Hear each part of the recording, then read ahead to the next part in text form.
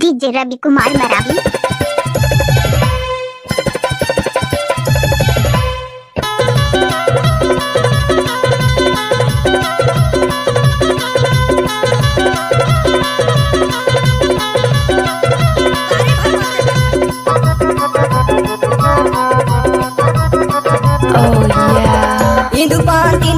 तिंदु के रवार जहाँ हुई कैसे आवार काल खलोटी छत्तीसगढ़ियों महर के मैदान जा तू भग दे रे माया हुई कैसे आवार जा तू भग दे रे माया हुई कैसे आवार जा तू भग दे।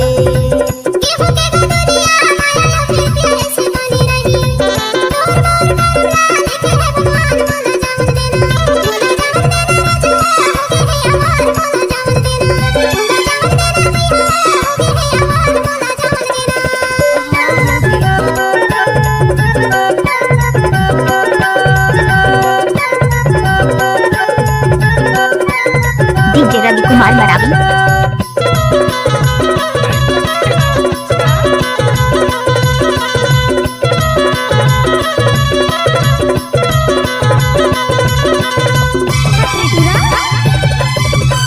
हमारी छत्ता तराई माने की है, हमारी छत्ता तराई माने की वैसे तोरे मोरे माया बनाई रखे दे धीरे धीरे, वैसे तोरे मोरे माया बनाई रखे दे धीरे धीरे।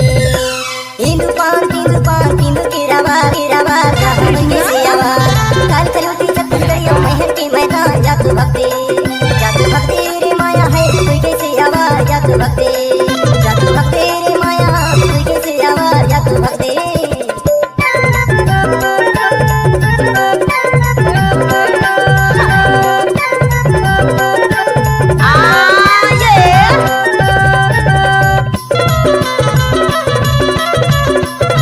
रवि कुमार का मिक्स किया हुआ गाना।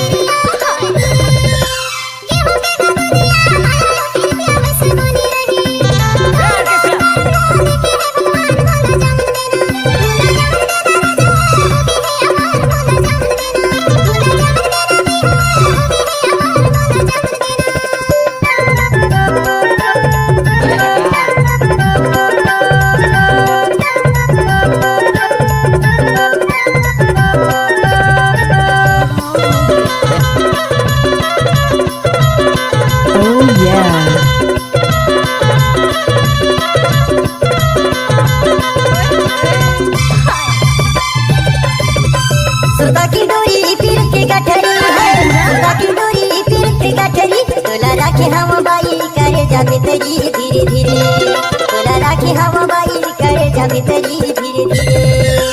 तिंदु पान तिंदु के रवार जहाँ हुई कैसे आवार काल खलोटी छत्तीसगढ़ियों महर के मैदान जा तू भग दे रे माया हुई कैसे आवार जा तू भग दे रे माया हुई कैसे आवार जा तू भग दे चिड़ैया होगे है आवाज जा तू भग दे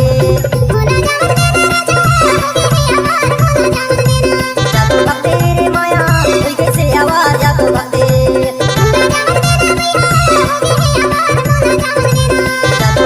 रे माया हुई कैसे आवाज जा तू भग दे।